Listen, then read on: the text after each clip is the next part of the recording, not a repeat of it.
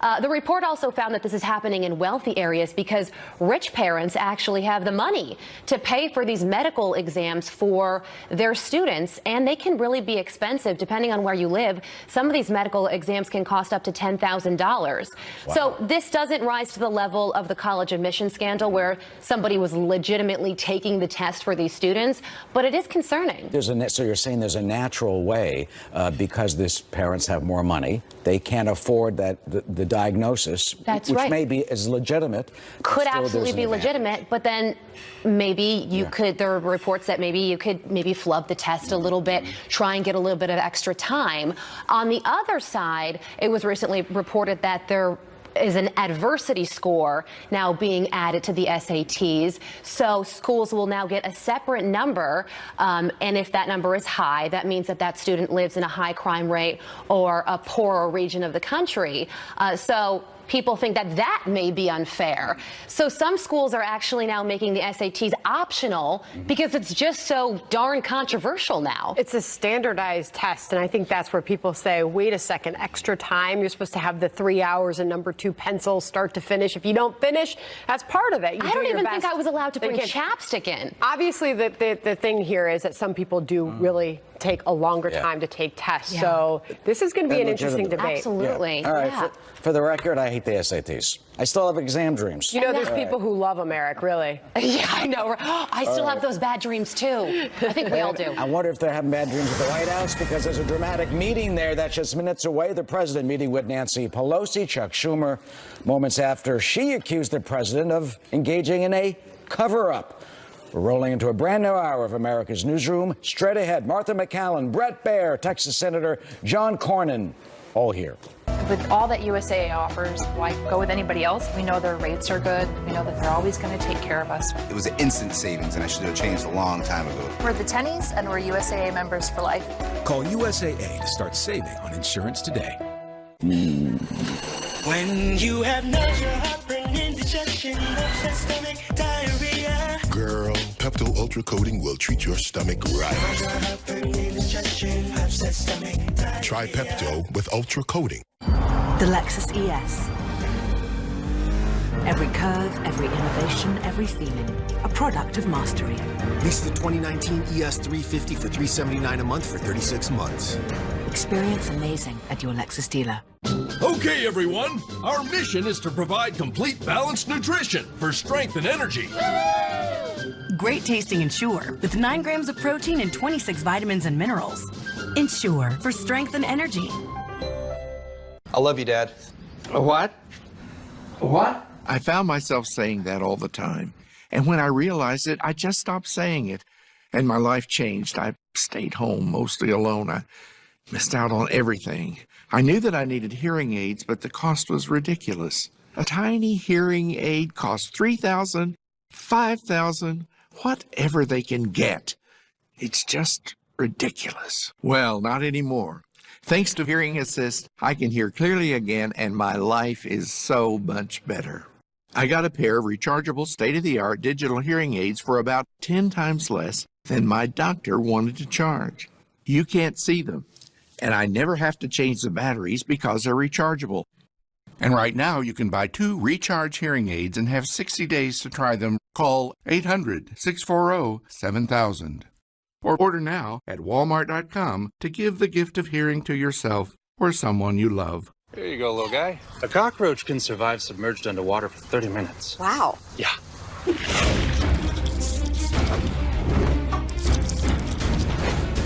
Not getting in today. Terminix, defenders of home. Nothing says summer like a beach trip. So let's promote our summer travel deal on choicehotels.com like this. Surf shop. Earn a $50 gift card when you stay just twice this summer. Or bada book, bada boom. Book now at choicehotels.com. The day after chemo shouldn't mean going back to the doctor just for a shot. With Neulasta Onpro, patients get their day back. To be with family or just to sleep in. Strong chemo can put you at risk of serious infection. In a key study, Neulasta reduced the risk of infection from 17% to 1%, a 94% decrease. Neulasta Onpro is designed to deliver Neulasta the day after chemo and is used by most patients today. Neulasta is for certain cancer patients receiving strong chemotherapy. Do not take Neulasta if you're allergic to it, or Neupogen, filgrastim. An incomplete dose could increase infection risk. Ruptured spleen, sometimes fatal, as well as serious lung problems, allergic reactions, kidney injuries, and capillary leak syndrome have occurred. Report abdominal or shoulder tip pain, trouble breathing, or allergic reactions to your doctor right away. In patients with sickle cell disorders, serious, sometimes fatal crises can occur. The most common side effect is bone and muscle ache. Ask your doctor about Neulasta Onpro. Pay no more than $5 per dose with copay card. Fox News alert on a growing Secretary Kevin McAleenan testifying on Capitol Hill this morning. He's attending a House Homeland Security budget hearing. That as the Border Patrol has now stopped admitting migrants to what is the country's largest processing center, that in Texas. That after a 16-year-old boy from Guatemala died after coming down with the flu.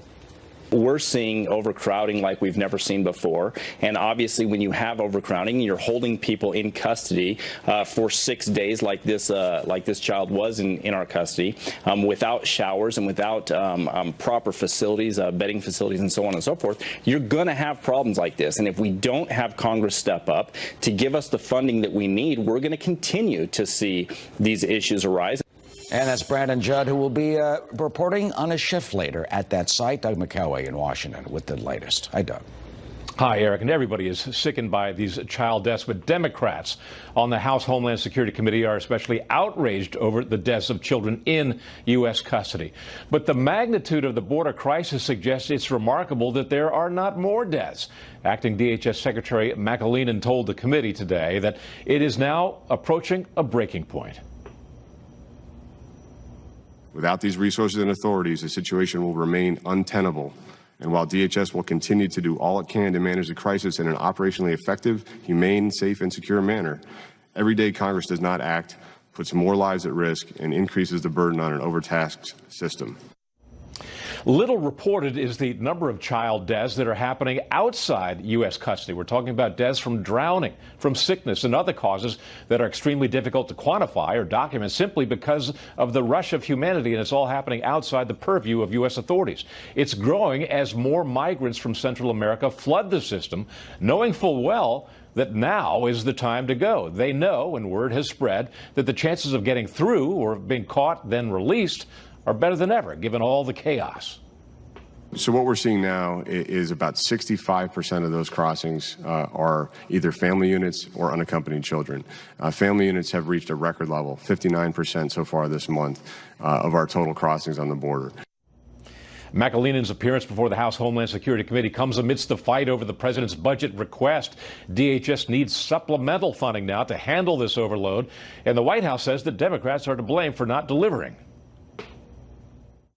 The president and his administration requested supplemental funding just 2 weeks ago to help with the humanitarian crisis at the border. Democrats have still failed to do that.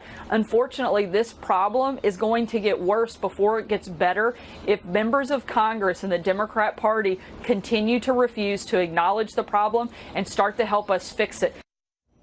McAleenan emphasized this morning that even a portion of a border wall would help tremendously to stem the flow of migrants and to send a signal to Central America that the border is no longer completely freely open and overwhelmed.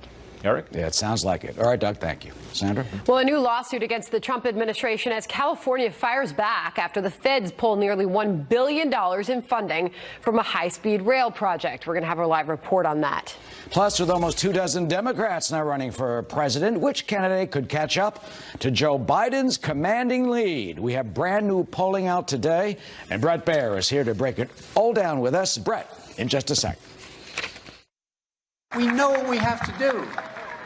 That's why I'm running. As I said, let's stop fighting and start fixing. And we can only do it together. Former Vice President Joe Biden taking a commanding early lead over the rest of the 2020 field of Democrats. Take a look at this new Quinnipiac poll. It shows Mr. Biden with a 19-point lead. As you can see, Senators Bernie Sanders and Elizabeth Warren, the only other two candidates who happen to be in double digits. What does this all mean? The host of Special Report is here, Brett Baer. Brett, is it too early to say that Biden is unstoppable? Yes, far too early, because you have a long way to go, Eric. You know, we are 8.5 months away from the first person voting And along the way, you have these debates, which will be big moments in the primary. And you wonder whether, Biden is going to be playing defense, kind of holding the ball with a lead like that in a lot of these polls. Clearly, there will be some of the 24 candidates who will be swinging for Biden and various ways, whether he's not progressive enough, whether he's tied to some bad things in the past.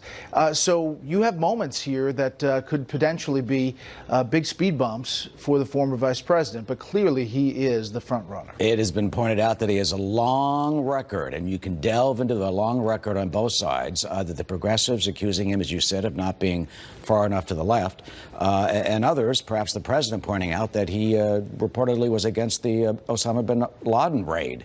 So, I mean, there's a lot to pick over there. Could that potentially hurt him? Sure. I mean, he has a huge record in the Senate.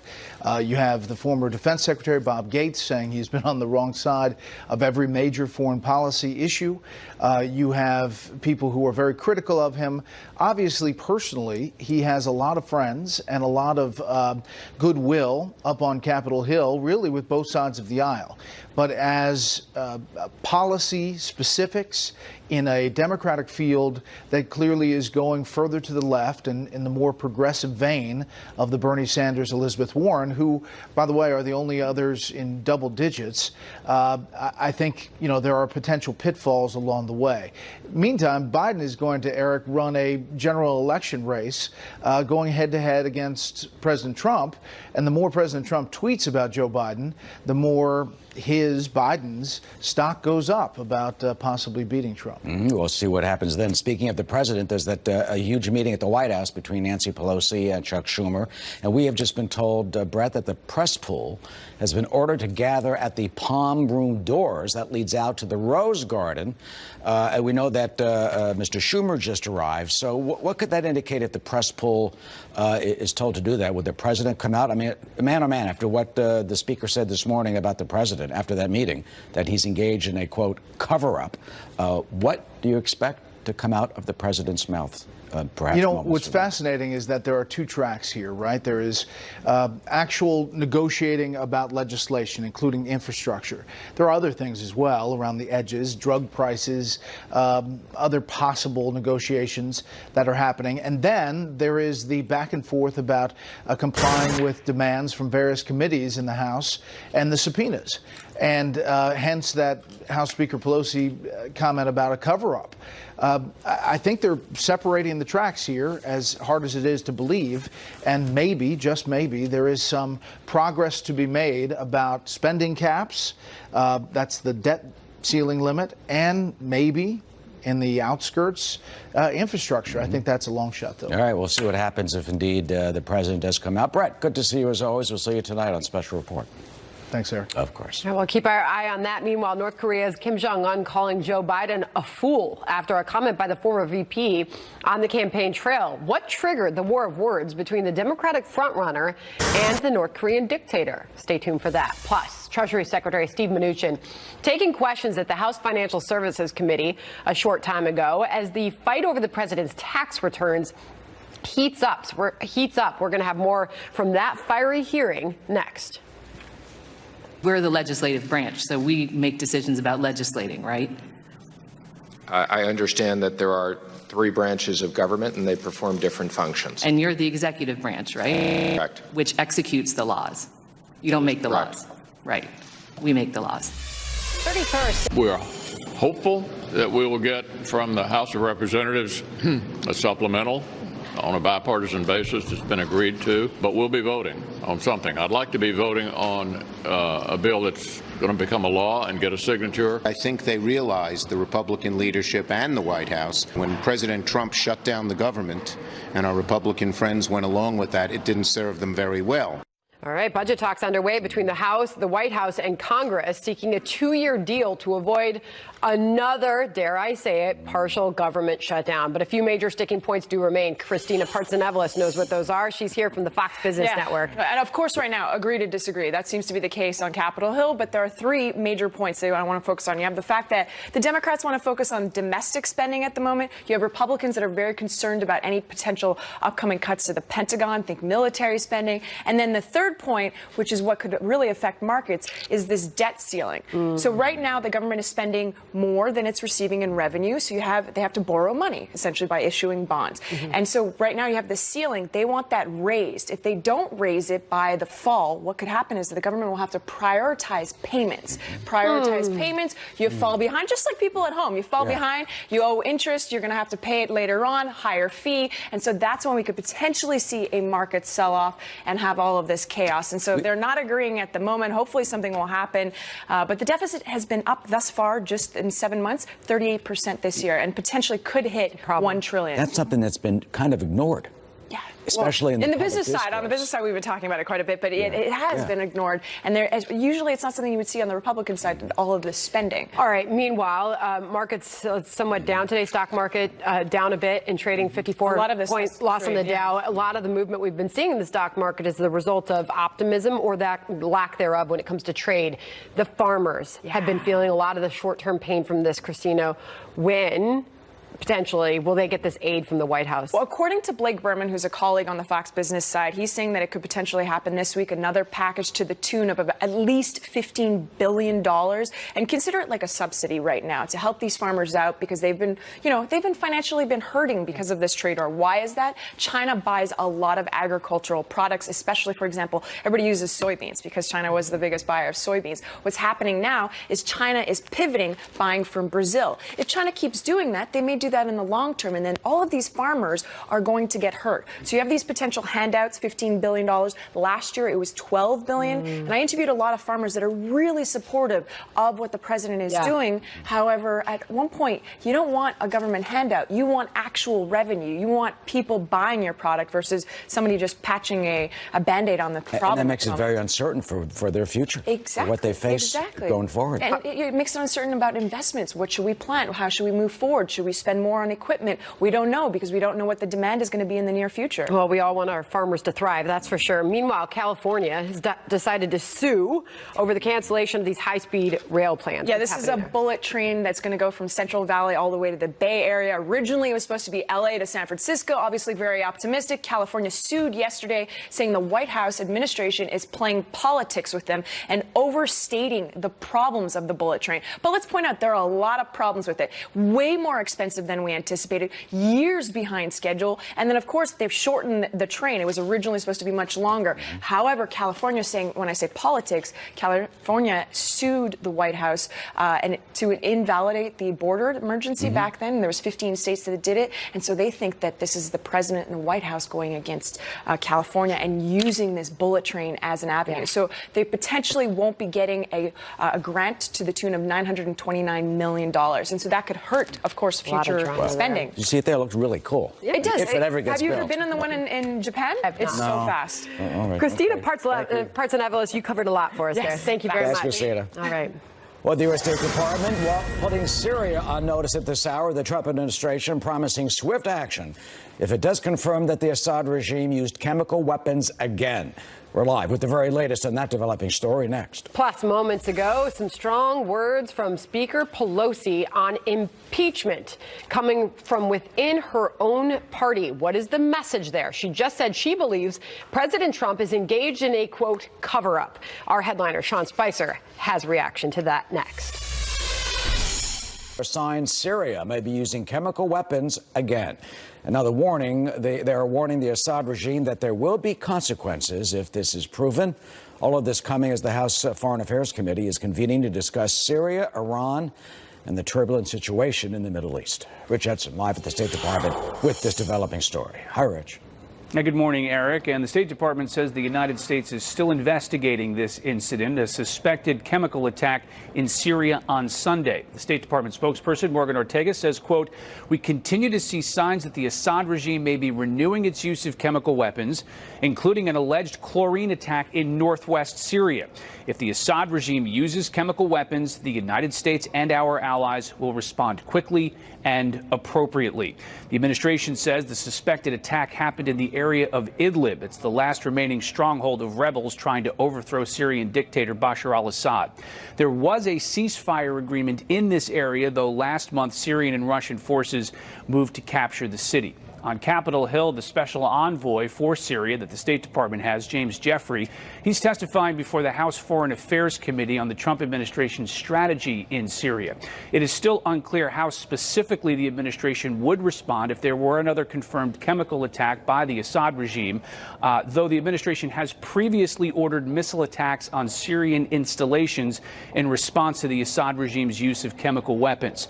The Syrian and Russian governments have previously claimed that anti-Assad rebels have attacked civilians with chemical weapons. What the State Department says is that usually the Assad regime makes these claims before then turning around and using chemical weapons itself. In fact, the State Department says that almost all of the confirmed chemical weapons attacks in Syria have been the responsibility of the Assad regime. Eric? All right, it's astounding that they're still used. Thank you. We believe that no one is above the law, including the President of the United States, and we believe that the President of the United States is engaged in a cover-up, and that was the nature of the meeting. Were you able to have a successful meeting on the position of some of your members on impeachment or contempt or anything? Is that part of the persuasion at this stage? It wasn't a question of persuasion. We were just exchanging information and points of view. That was Speaker Nancy Pelosi just moments ago as more members from her own party are calling for the president's impeachment. Fox is also told that Speaker Pelosi told Democrats in that closed-door meeting that a decision about forging ahead with impeachment would not be based on politics. It is time for our headliner, Sean Spicer, former White House press secretary and senior advisor and spokesman for America First PAC. Sean, good morning. Good morning, Sean. Good morning. You are hearing Nancy Pelosi's words along with us from a short time ago. You heard her just say that she and those in that room believe that the president is involved in a cover-up. First, your reaction to that? My reaction is, what cover-up? The first part of what she said was we need to follow the facts. And the facts are that we've had 3 investigations. They put all of their eggs in the Mueller basket, if you will, and he came out and was very clear that there was no collusion. So I think the Democrats have invested everything in to try to undermine this president. They lost the election. Right? And they've continued to figure out excuses as to why they've done it. They've now had 3 opportunities. House investigation, a Senate investigation, and now the Mueller report, all of which have come to the same conclusions. It's time Nancy Pelosi moved on and also showed the American people what they want to do. They have no agenda, so the only thing they can do is talk about undermining this president and the progress that he's made. You know, Sean, they point to, or probably will point to, those 10 alleged cases of obstruction of justice that Mueller had. But, you know, as you say, it hasn't been proven. Well, but again, you have to cover up something, right? So if there's no underlying crime, there's no underlying issue, which Mueller was conclusive about, then you can't cover up nothing. And what Nancy Pelosi's saying, frankly, doesn't make sense. The President of the United States, over and over again, has been vindicated on this point. So what is he actually covering up? And I think Mueller was clear that there were opportunities that he looked at, and he said that there are some thoughts that he had. But the Attorney General, who he reports to, was very clear that when he and the Deputy Attorney General reviewed those 10 instances, they found nothing. I'm just reading through the transcript of Nancy Pelosi's remarks there because she stepped out, talked to reporters after this closed-door meeting concluded. She talked about it being making a lot of progress in that meeting, different presentations from different people. She also said Jerry Nadler spoke. And we know, as the Wall Street Journal put it this morning, Democrats are fuming after yesterday Don McGahn, former White House counsel to the president, did not show at that hearing. Since then, Jerry Nadler's issued 2 more subpoenas. How far do you think Democrats are going to go here? I don't know. I mean, I could see them taking this all the way to court. The question comes down to executive privilege. The president has a right to invoke that. That's a time-tested, established legal, whatever you call it, precedent in this country. And so the president has a right to invoke executive privilege. I think Nadler's view is, well, you didn't invoke it during the Mueller report. How can you invoke it now? We'll see how far they're willing to take this. But as it stands right now, I think the president's going to continue to assert his rights under executive privilege, not just for Don McGahn, but for the rest of the staff. Look, and I think this is lost on a lot of folks. Don McGahn testified for over 30 hours in front of Mueller. If Mueller had all of these investigators to look at all of the different alleged instances of collusion, et cetera, and again, he conclusively said there was nothing. So these guys continue to dig, to look under rocks, because they've been proven wrong so many times that I think it's embarrassing. And what they're trying to do is find some way to dignify this false narrative and false investigation that they've supported all along, to make up for, frankly, the fact that they blew this the last election. Sean, you mentioned going to court. Here's the Wall Street Journal editorial saying, for nearly 50 years, multiple administrations have held that Congress cannot compel the appearance of a close advisor to the president. So what do you think will happen if, and it likely will, go to court? Well, I think I'm probably the last person anyone should be taking legal advice from. I watch a lot of Orner, but that's about it. But from what I understand, that's right. It's been held up that the president has a right to invoke executive privilege so that he can confer with aides and make decisions on the country's behalf with respect to policy and other matters. So I would fully expect, through my very limited legal knowledge, that this gets upheld. You've been in the room with the president when you guys are talking. I mean, what's that like? It's great. I mean, being that up close to government is pretty fascinating, and it's an honor to watch all of that get made in the decision making. I think there's always been, in my opinion, a false narrative about how the president makes decisions. He likes bringing a lot of competing ideas to the table. He listens to everyone, and then he makes a final decision and tells everyone to go execute it. Watching that happen, though, is a pretty fascinating thing in terms of the number of people that he brings into the discussion, and in many cases, the qualifications that these individuals bring to the table is pretty remarkable. He has been tweeting away this morning, and Surprise. He is making the case that Democrats are on a fishing expedition. In one of his latest tweets, Sean, he says, quote, the Democrats are on a fishing expedition, wanting to interview the same people and see the same things as we just went through for 2 years with Robert Mueller and the 18 angry Dems. Never happened to a president before, never ever happened to President Obama. You heard the president talk a lot about this at this rally in Pennsylvania he had the other day. 2020 is quickly approaching. We see the number of Democrats that are running, Sean. Put this in the perspective of 2020, the words of the president, and as we see the other side gear up to run against him. Well, I think the Democrats are sort of balancing a very tight rope here, which is they've got to appease the very far left of their base, the angry mob of their base that wants to get this president at any cost. But on the other hand, they've got to start offering an agenda that is something more than just impeachment and attacking Donald Trump. And that's where they're losing the narrative. Most of the American people are focused on, is my life getting better? Are we moving the country in a better place? Are we making it safer? And the president continues to rack up scores on the economy and other aspects of his agenda. The Democrats look like they have nothing to offer except for more investigations. I think that harms their ultimate nominee, because when you look at the president's record of accomplishment and the direction that the country's going in versus the nothing that they're offering, that favors the president, especially as we come down to these key battleground states, Michigan, Wisconsin, Pennsylvania. That's where this election is going to be decided. Those people who are talking about their pocketbook issues, are their lives being improved, are their wages going up, are going to side with the president and his record of accomplishment. Jim Jordan was fired up. We had him on last hour, Sean. Here's the congressman. There are secret memorandums of understanding, secret MOUs between the various chairmen on how they will coordinate their attack on the president. I mean, they're basically contracts. You're going to do this, we're going to do this, we're going to share certain information, a coordinated effort to take down the president. So I think they've already started. They just won't formally declare it. I think at some point they will probably do it. The American people know it's not justified. The American people know it's not going to succeed. But I don't think the Democrats can help themselves.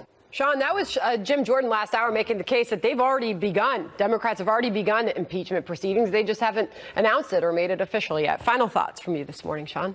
I think Nancy Pelosi made this very clear at the beginning of her term that they were going to use all of these committees and levers that they have to go after the president. She's trying to use that as a way to hold her members back from pushing towards impeachment. She knows that she has a number of members, probably around 30, that are in districts that the president won. Those people are unequivocally, careers will be over the second that they overstep. She's trying to prevent this from political reasons, but she understands that she has to let enough air out of the valve to let these members say they were doing something. So Jim Jordan's absolutely right. This is a coordinated effort to kind of give their members enough cover that they're doing something just shy of impeachment. My guess is, though, that they go over the cliff and she can't hold her members back.